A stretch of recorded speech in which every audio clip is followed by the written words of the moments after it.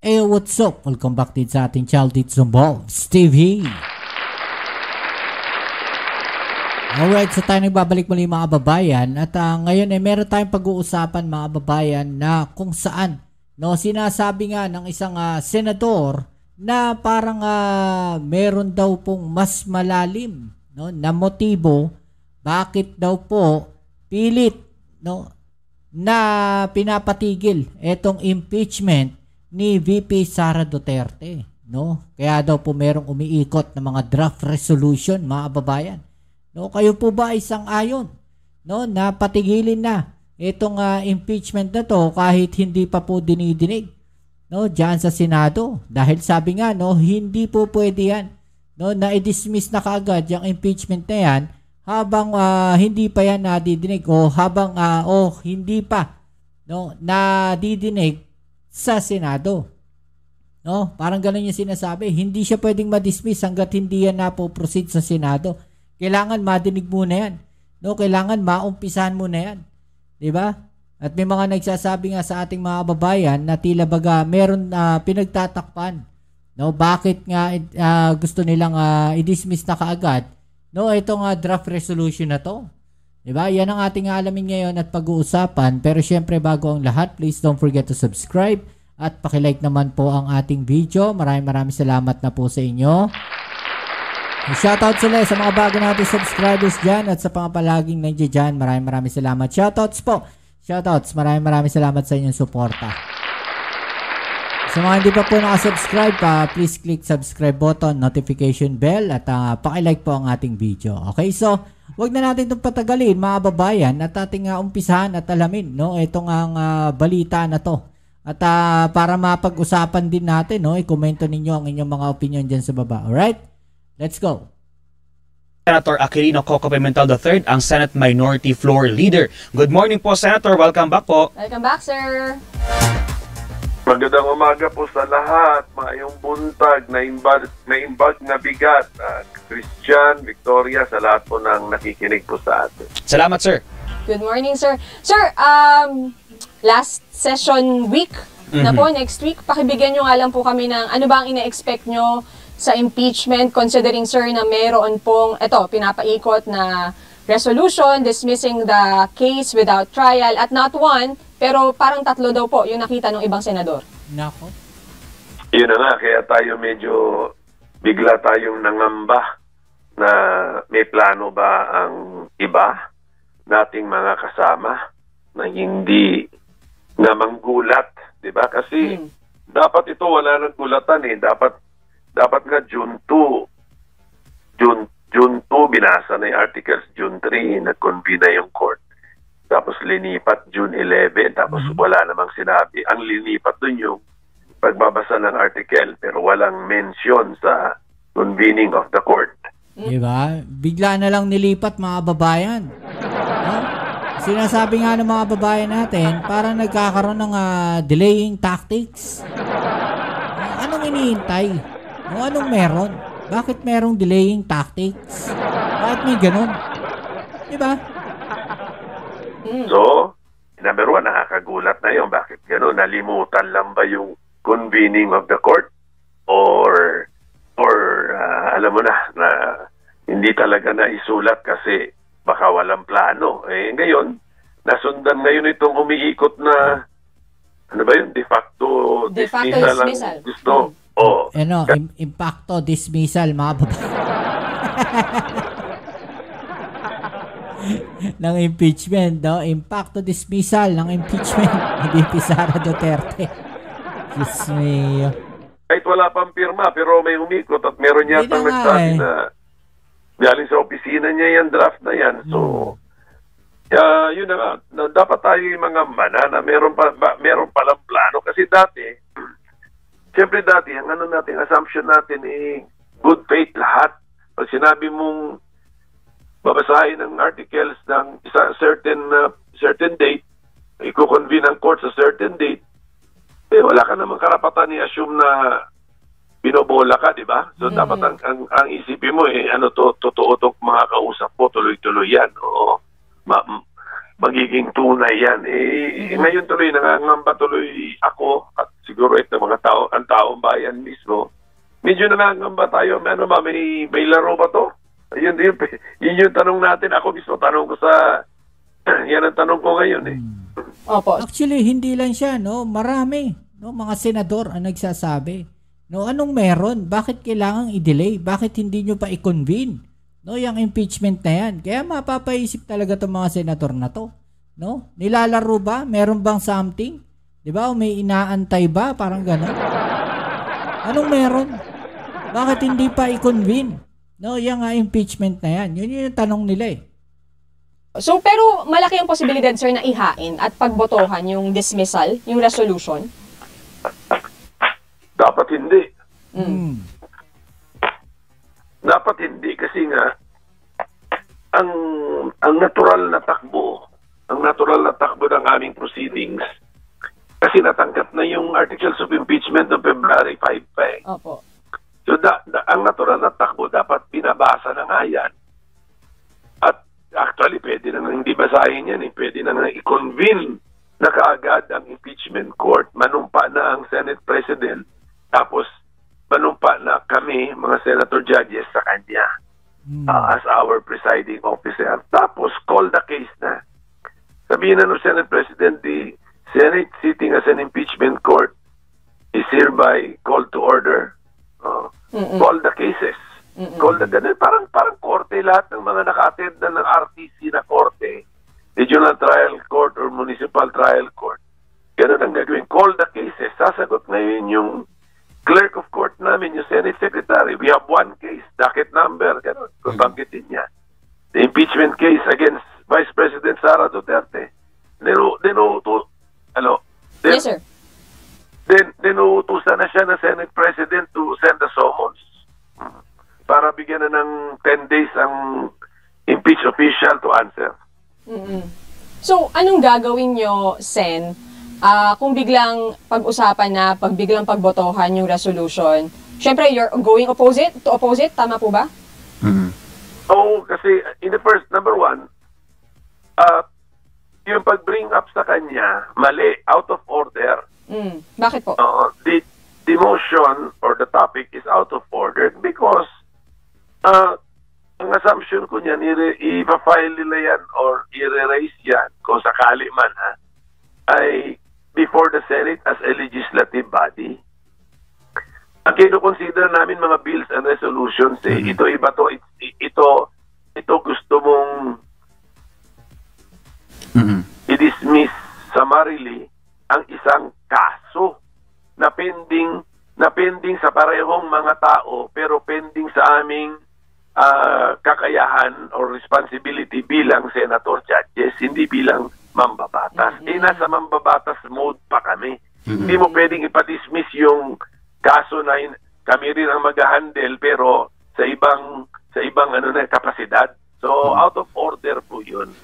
Kasi hindi pa kayo nako-convene as impeachment court. Pero Sen, ano ang implication? Hello? Yes sir, apo. Pero Sen, sa palagay po ninyo, ano ang implication nito? Kasi kahit anong paliwanag po ng mga liderato ng Senado, ang malinaw na pagkakaintindi ng publiko, ayaw ng mga lider ng Senado na ituloy yung impeachment trial. Ano po ang magiging implication nito kung in the long run ay hindi talaga lulusot o di man lang talaga matatalakay yung even pagbasa ng articles of impeachment? Yes, sir. Yung pag-aayaw na litisin ng impeachment case, unconstitutional yun. Paglabag sa constitution yun. So yung mga senador na iiwas at aayawan ang paglilitis ng impeachment case, ano yun? Violator ng Constitution yun. Kaya Ayan violator ng Constitution. Unconstitution. Yung ginagawa ninyo. No? Sana naririnig to ni Senator Bato. No, yung pumipigil daw po sa impeachment. No, Senator Bato, Senator Amy, at kung sino-sino pa dyan. Unconstitutional daw yan. Malinaw po sinabi. Unconstitutional yan. huwag nilang gawin yun. Huwag nyo daw gawin yan. So, dapat may paglilitis. Tapos, kung talagang hindi sila kumbinsido, narinig na nila yung ebidensya, nakita nila, hindi sila kumbinsido, obligasyon din naman ng mga senador bilang judges na magdesisyon. Tama. Diba? Kung hindi ka kumbinsido, di i-acquit mo, not guilty. Alam mo yung pagdesisyon ng guilty or not guilty, yun ang constitutional. Yung hindi ka maglitis, yun ang unconstitutional. Yun ang labag sa konstitusyon. So, sinasabi niya dito, litisin nyo. No? Tsaka nyo desisyonan. No? Kung acquitted o guilty. No? Yun yung sinasabi dito ni Senator Coco Pimentel, mga babayan. Litisin nyo pa rin. Dahil pag hindi nyo nilitis, unconstitutional yan. No? Labag yan sa saligang batas. Diba? Nagkakausap ba kayo, Sen, nila SP Chiefs of CAM or kapag on a normal day dyan sa Senate within the past days, kung nakakapag-exchange ba kayo ng words, kung ano ba ang tumatakbo sa isip nila, bakit yung position na talagang wag muna at alakayin ito? Yes, sir. Wala nga kaya nga nakakadagdag yan sa worry natin. Na, mayroon bang may linuluto ba o wala? Kasi nga dapat kino-focus na yan eh. Dapat nag-focus na. Kung magta-trial kayo, dapat kami meron na at least a draft trial calendar eh. Wala. Kaya nga nakadagdag po yan na wala na nga walang caucus na mga senador. Kailangan ko sabihin mga senador kasi all senators caucus yan kasi hindi ko alam kung nagko-caucus ang majority. Hindi ko alam kasi minority kami. So, wala kaming all senators caucus tungkol sa impeachment. Wala. And then, number 2, yung pag-reschedule, hindi nabanggit yung convening of the impeachment court. Then, number 3, biglang may mga summary dismissal o de facto dismissal na resolution na umiikot. Siyempre, hindi mo kami mabiblame o hindi mo ako mabiblame na medyo teka muna, meron akong tanong, ano ba to? May nangyayari ba o wala? Pero sir, linawin natin, sa panig po ninyong minority for the past months, meron naman kayong ginawa para talagang maipush na matalakay itong impeachment trial even before. Ano po ang naging tugon noon ng leader ng Senate?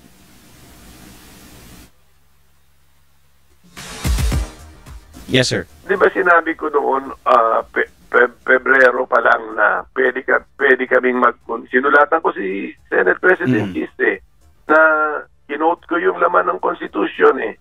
Trial by the Senate shall forthwith proceed. Tinagalog ko pa yun eh. Ang ibig sabihin nito eh, agad-agad. Diba? Agad-agad, litisin na yan. So, at saka sinabi ko pa ron na pwede kaming mag-convene sa court kahit as a court, kahit hindi kami naka-legislative session kasi dalawang bagay yun eh. Ipatawag lang kami ng Senate President, tawagin lahat ng senador, tapos on a certain date, and then nandun na kami, formal na setting, dito sabihin niya, the Senate sitting as an impeachment court is hereby called to order. So yun, kaso na. So, pero ang ginawa ni Senate President Escudero, bilang sagot niya sa aking sulat, naglabas siya ng trial calendar. Kaya sabi niya, June 2. June 2 babasahin, June 3 mag-convene ng court. Kasi ang theory niya, hindi makakonvene ang mga senador bilang impeachment court kung hindi kami nakasesyon bilang legislative body. Yun, disagree ako dun. Iba kaming pag-iisip dun. Pero siya ang Senate President.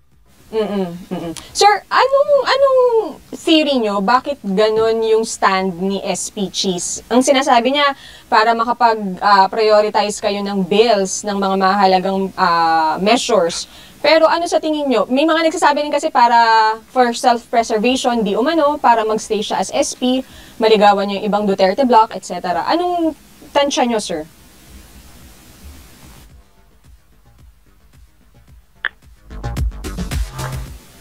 Yun naman ang limitado na yung mga chismis na umaabot sa akin kasi hindi na ako member ng 20th Congress Senate. So yung mga lobbying nila sa kung sino man maging Senate President, hindi na talaga ako kasali dun. Kaya hindi ko na alam yan. Pero nung una,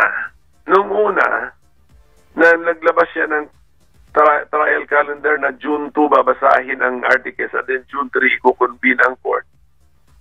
Medyo kumbinsido ako noon na naniniwala siya talaga na kailangan nakakonvene ng Senado bilang legislative body bago ma-take up ang impeachment. So yun sa tingin ko, yun talaga yung paniniwala niya. Ako, disagree ako doon, pero yun ang nanaig kasi siya naman ang Senate President. Pero nung reset na to June 11, tapos hindi ko nakita na reset yung pagbabasa ng articles from June 2 to June 11. Pero hindi reset yung convening of the court. Doon na ako nag-umpisa, medyo nagdududa na mukhang hindi lang ito dahil sa paniniwalang kailangan nakasesyon ng Senado bago ma-convene ang Senate as impeachment court. Baka may mas malalim pang dahilan. Kaya nga kailangan bantayan natin ito. Ano mangyayari sa June 11? Opo. Pero di ba sir, ang sabi ni SP sa June 11, doon na lahat-lahat. Reading of articles, convening of court. Tama po ba? Kasi klinaro ko. Kasi klinaro ko nung June 2, tinanong ko siya. Opo. Bakit? Sabi ko, bakit mo renesit sa June 11? Ay, sabi niya, magtakil muna tayo ng mga batas. O, sabi ko, bakit yung June 2 na-reset mo sa June 11 yung reading, pero yung June 3 na convening of the court, mukhang nalimutan, walang partner na resetting yun. Sabi niya, hindi, lahat-lahat na. Pero may mga salita pa siyang ginamit na if ever If ever, tapos may plenary is supreme. Yung mga ganyan salita, yan ang nakakabigay ng worry sa atin. Opo. Sir, panghuli na lang po sa akin, ang sabi po ni Senator Joel Villanueva, kung may mga tao or members of the Senate na kumukwestiyon doon sa pagbabago ng timeline from June 2 to June 11, bakit daw po hindi magmosyon sa floor? Open naman daw po ang floor para pag-usapan na po, siguro, yung ganun. Kayo po ba ay tatayo in the coming session days para sabihin na, umpisahan na natin to ngayon na, wag na natin hintayin ng June 11? Alam mo kasi lahat kami, dapat naman nag-assume kami ng good faith, di ba? Pag sinabi mo, pag tinanong mo, kailan na itong June 2 na reset to June 11, may good faith, ang assumption mo, yung kausap mo, seryoso naman na talagang yung pagbabasa ay mangyayari sa June 11. Tapos napansin nga natin na wala doon yung convening of the court at sinabi naman niya, sige, ganito na lang, tuloy-tuloy na lang sa June 11. After reading of the articles of impeachment, itutuloy natin yung convening of the court. Pagkatapos, kinabukasan, umikot na ngayon itong de facto dismissal na resolution. Yung impacto resolution ni Senator Bato. Diba? So, meron talagang plano, no, na patayin yung na yan, impeachment na yan, mga kababayan. Pero sinasabi nga dito, no, ni Senator Coco Pimentel, hindi pwede. Dahil unconstitutional yan. At mas marami pa nga po ang nagsasabi na unconstitutional talaga, no, yung pagpatay na yan ng impeachment ni VP Sara. Para tuloy nagbigay tuloy ng duda yung kung may good faith ba itong kausap natin. So yun. So kailangan, kaya nga itong coming Monday, Tuesday, ito na yung pagkakataon or oras, the only remaining time na kailangan klaruhin lahat at sana naman wala nang mga madulas na mga sagot at we commit to a schedule and then tama na yung may mga diversionary mga issues na hindi tayo maglilitis, hindi summary dismissal pa. Therefore, linalabag natin ang Constitution. So, dapat everybody must act in good faith. Pag sumagot tayo ng klaro. Good faith lahat. Kasi kung yung mga sagot natin hindi natin naintindihan yung mga sagot na parating double meaning. Pagdududahan ang buong Senado niya na masisira yung institusyon. Dapat i-preserve namin yung integrity ng aming institusyon. Okay. Yan, mga babayan, no? At sa isa pang balita, eto, no? At mukhang may naloloko daw po, mga babayan. Alamin natin to. Ano tingin tingin nyo dito sa impeachment? Dead in the water, delaying tactics, what's happening here? Ba't ba tayo nagkaganito? Di ba parang constitutional mandate ng Senado yan? Pero bakit ang dami ngayong diskusyon na ginawang last day? Prof, ano tingin mo? Well, hinihintay ko si Sek yung bumana. Pero, hindi. Kasi once si Sek bumana, wala na. Ano na yan? The nuclear bomb na yan. Well, syempre, warning shot muna. Marami yung mga iba-ibang perspective. May mga iba nagsasabi mukhang dead in the water at mukhang syempre kasi mixed signals yung mga nakukuha ng mga ng mga tao on the ground. Ako, binibigay ko yung perspective from the man on the ground, yung mga naririnig natin, mga anecdotal. So parang may yun nga, may confusion and ganyan. Pero I think karamihan ng mga tao medyo na rin, nagkakaroon din ng fatigue dito pag pinapatagal masyado. Alam mo, let's bring some numbers to the narrative, Prof. Nag-survey ba kayo dyan about whether the Filipinos are leaning more towards one or the other? Kung gusto ba nilang magka-impeachment? Kung gusto ba nilang... Did you have a last survey? Alam ko, sila magsasurvey, wala nang kita dyan. Wala namang diba? Pero may nag-survey yata a few days before the election. Lumabas na 90% daw ay in favor of hindi man yung impeachment pero facing the charges. Yun yung premise ng... Kasi iba-iba yung framing ng... Diba? Mas marami talaga yung may gusto. No, na netizen yan, no, dahil sinasabi nga na unconstitutional kapag hindi nyo nilitis yan.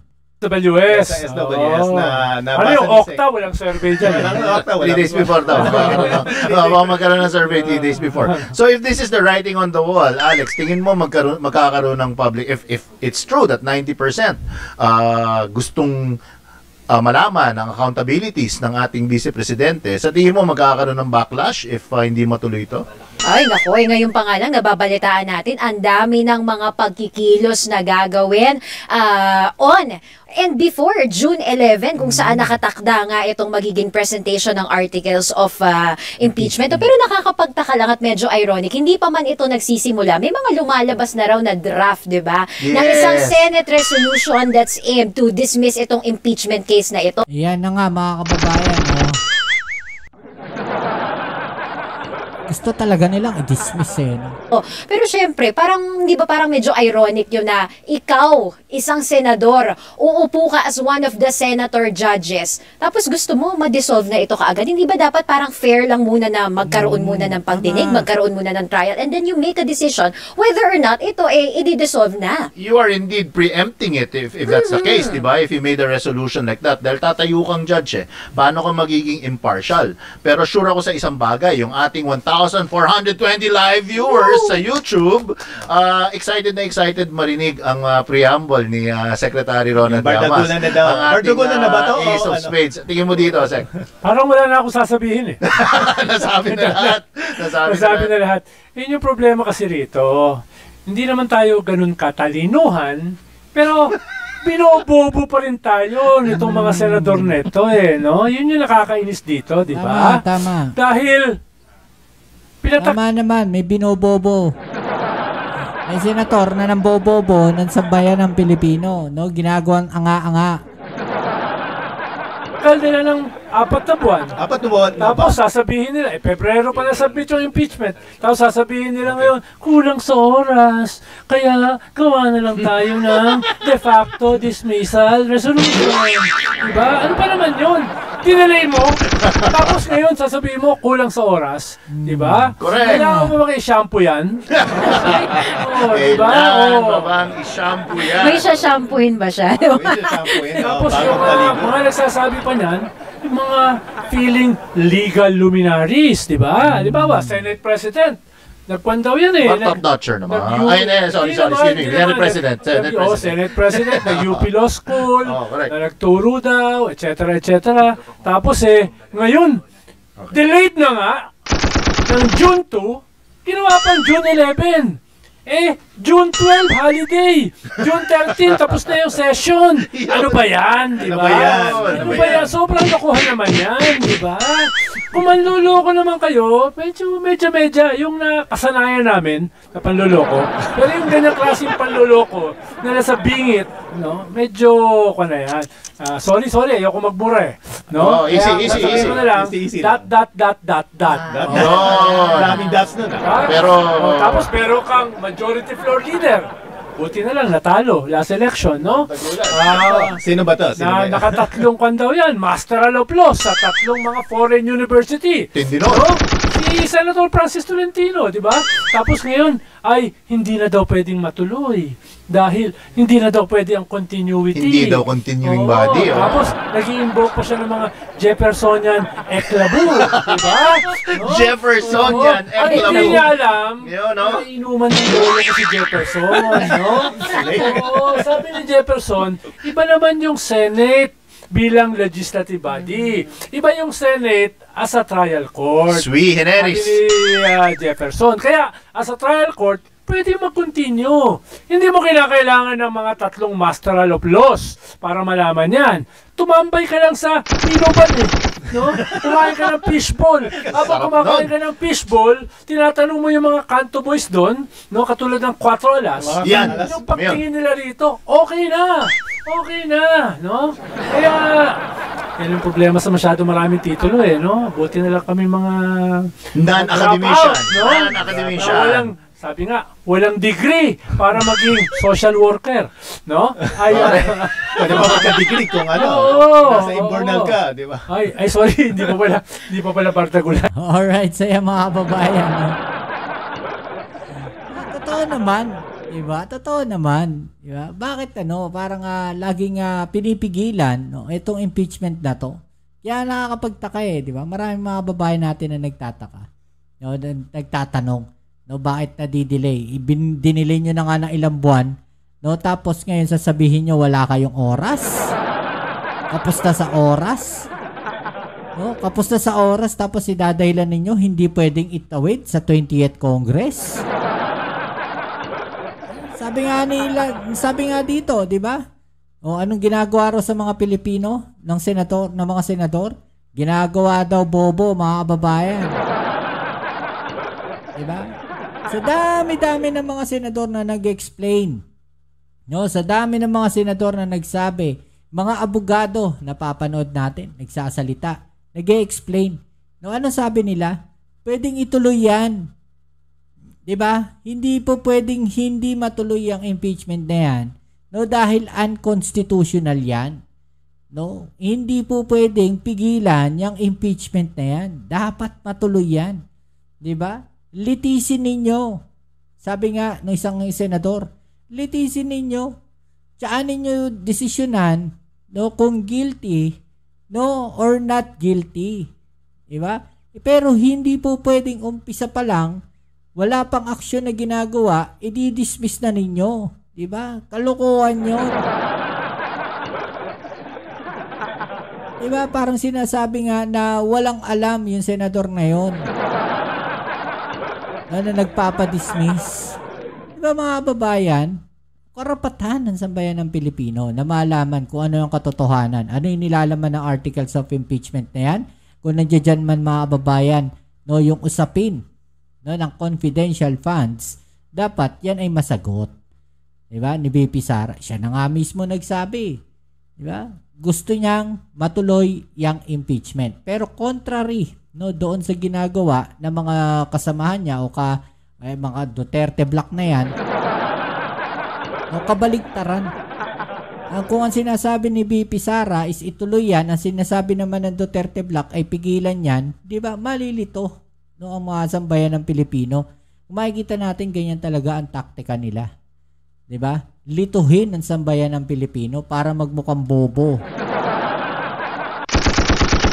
Para magmukhang tanga, di ba? Di ba? Uto-utoin yung mga followers nila. Buti na lang may mga Pilipino na hindi basta-basta naniniwala, May mga Pilipino na nag-iisip, 'di ba? Ina-analyze muna talaga. At marami din ng mga abogado ang nagsalita na hindi po pwedeng hindi matuloy no, yung impeachment na yan, mga kababayan. Kailangan ituloy yung impeachment na yan at wag ninyong pipigilan dahil may mga grupo nga na nagsalita at nagsabi na posible, no, na dalhin sa kalye, no, yung impeachment trial na yan, mga kababayan. Mas delikado yun, mas nakakatakot yun. Diba? Sambayan ng Pilipino ang magpapatalsik. Diba? Hindi natin alam kung sino patatalsikin. Diba? So, ituloy yung impeachment na yan. Yan ang panawagan ng sambayan ng Pilipino at ng mga kababayan natin. Ngayon ay pag-uusapan natin, no? Ito pong matinding banat ni Senator ni Tito Sen, mga kababayan, no, dito po sa ginawang hakbang, no, neto ni Senator Bato de la Rosa, mga kababayan, doon po sa kanyang ikinalat, no, na resolution, mga kababayan. Grabe yung banat dito ni Tito Sen, no? Dahil sabi nga niya, pwede na daw pong iiwan o diretso na sa basurahan, no? Aray ko naman, Tito Sen, ang sakit naman nun. Parang no, parang sampal sa katotohanan, mga babayan. Parang sinabi ni Tito Sen na walang kwenta yung mga pinagagawa nila. No, yan ang ating alamin at pag-uusapan, no? Pero syempre, bago ang lahat, please don't forget to subscribe, like, share, at comment dyan sa comment section. At pa-click na rin po ang notification bell para ma-update kayo sa mga latest video uploads natin. Okay, so pag-usapan natin to, mga babayan. Grabe, ayan, no? Ayan, makikita ninyo sa inyong screen. No? Ito pong banat ni Tito Sen dito kay Senator Bato de la Rosa, no, na sabi nga niya dito, no, nahapyawan ko lang yung pagbasa doon sa draft resolution, pero parang contradictory, conflicting yung mga whereas so pwede nang iwan sa basurahan ng kasaysayan. Pinagbalaki pa ni Senator Bato de la Rosa, no? Sabi niya dito, galing yun sa office ko, basahin niyo na lang yung resolution. You'll understand everything. That's very self-explanatory. Mabasa niyo doon ano sinasabi ko, ano sa loobin ko. Basahin niyo yung whereas, andun lang lahat. Intindihin niyo na lang. Ang hirap ata, intindihin na. No, parang in-interview siya din Senator Bato de la Rosa. Tinanong sa kanya, ano nilalaman. Parang siya mismo hindi niya ma-explain. No, ang sakit nun, mga babayan, no, na sabihan na conflicting, no, yung mga whereas ni Senator Bato. Tapos pwede na rang iwan sa basurahan, no. So panoorin natin, no, mga babayan, kung paano yung binitawan ni Tito Sen. No, eto nga mga salita na to, ayan, mapapanood natin dito sa 1PH. Okay, so panoorin natin to, mga kababayan. Nahapyawan ko lang yung pagbasa sa laman ng resolution. Actually, interview to, no? Natanong sa kanya kung ano masasabi niya doon sa draft resolution ni Senator Bato. No, at ito yung naging tugon ni Tito Sen. Pero parang contradictory. Conflicting yung mga whereases Basahin nyo. Conflicting yung mga whereases So, pwede nang yung resolution na yun, pwede nang iwan sa basurahan ng kasaysayan. Aray ko. Pwede na daw iyan. Aray ko naman, Tito Sen. No, ang sakit naman nun. Parang sinabing walang kwenta yung draft resolution na yan. No, walang saysay yan. No, walang kumbaga sa walang lasa yan. Tapo na lang yan. Tapo na lang, pwede nang diretso sa basurahan ng kasaysayan. Okay pa sana kung sinabi ni Tito Senano no, na pwede siguro pag-aralan yan. Pero yung diretso, no, nasabihin, mga babayan, na pwede nang diretso sa basurahan ng kasaysayan, abay, napakasakit po nun. No? Ang sakit nun, mga babayan. Diba? So, ito pa, sa isa nating balita. Ano masasabi niyo dyan? No? Basahin muna natin yung komento ng mga kababayan natin. No? Ito nga dyan, sabi dito, mga kababayan, Nako, di ko lang mapapakita sayang, no? Pero sabi dito, in the first place, yung draft resolution ay illegal kahit anong nakalagay dyan, null and void. Basta according to the Constitution, pag na-transmit yung verified articles of impeachment sa Senate, kailangan forthwith i-convene yung impeachment court at magsimula ng trial, mga babayan. Yun yung sinasabi dito, no? Dapat pagdating pa lang doon na netong impeachment na to sa Senado, may forthwith na kaagad, i-convene na kaagad, no? Idiretso na. Umpisahan na kaagad yung trial na yan ng impeachment. Pero bakit pinatagal pa ni Senator Cheese? Diba?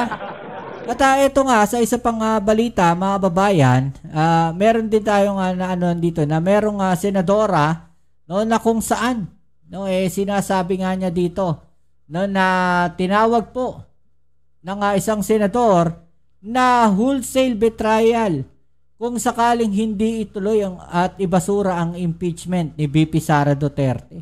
No, betrayal daw yan, mga babayan, no, pagtatraidor sa bayan. Kung hindi itutuloy, yan pong impeachment ni VP Sara Duterte. Okay, so panoorin natin tong balita na to para malaman natin, no? Thank you. Opo, next week, ma'am, possible ba yung paghahain ng resolution dismissing the impeachment case sa floor? At ano po ang inyong gagawin regarding this, ma'am, kung bigla ninyong itackle?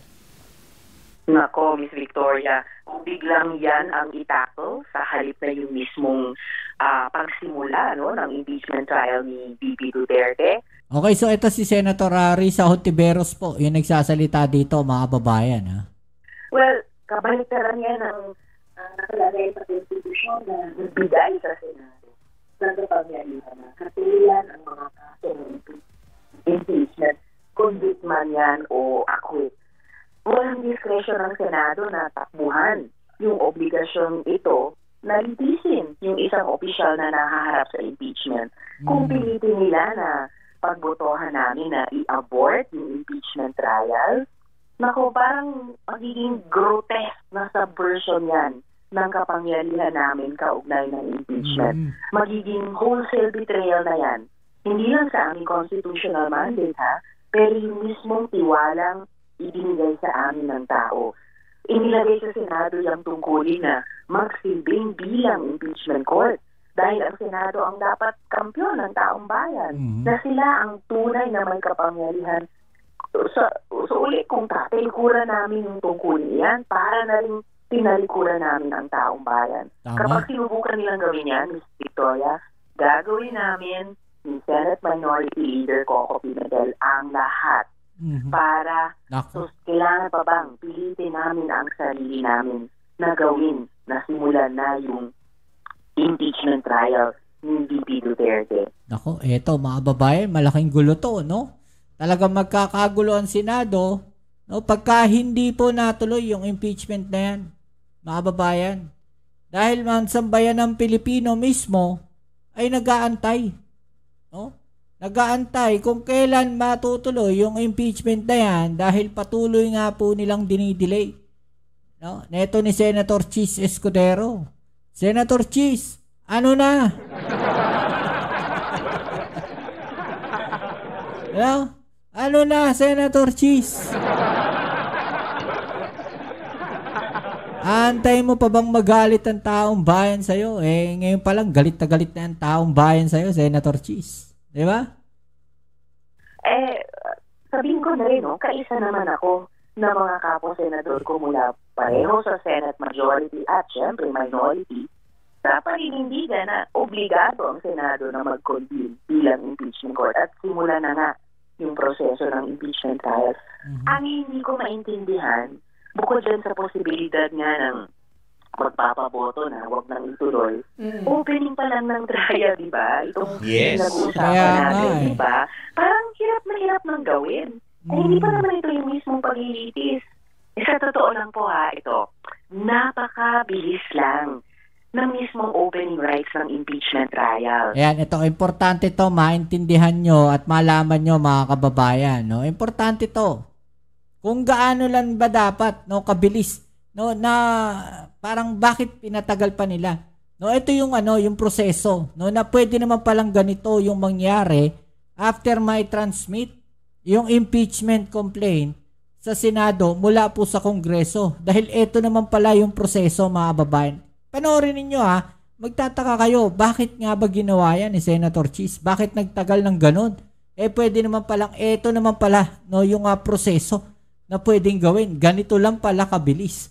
Okay, so panoorin natin to. Intindihin nyo, mga kababayan, Opening rights ng impeachment trial. Ang kasama dyan yung presentation of articles of impeachment, yung pag-take ng oath ng Senate President bilang presiding officer, at oath naming mga senador bilang senator judges. Hindi aabuti ng 1 oras yan. Maniwala po kayo. Baka nga mas matagal pa yung running time ng program ninyo. Nitong nakaraang linggo, inabot hanggang, nakita na naman, 10 o 11 p.m. ang mga session ng Senado. Surely naman this week, di ba, we can devote an hour or even less than an hour to start the impeachment proceedings. Yun naman pala. Kaya yan. Yun naman pala, mga kababayan. Di ba? Pwede naman palang i-start ka agad. No? Hindi pala aabuti ng 1 oras. Bakit hanggang ngayon hindi maumpisahan? Senator Cheese, na?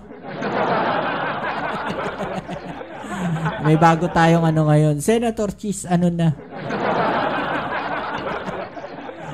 Talay natin. Diba, the start of this trial, which would take less than an hour, has been delayed for 4 months.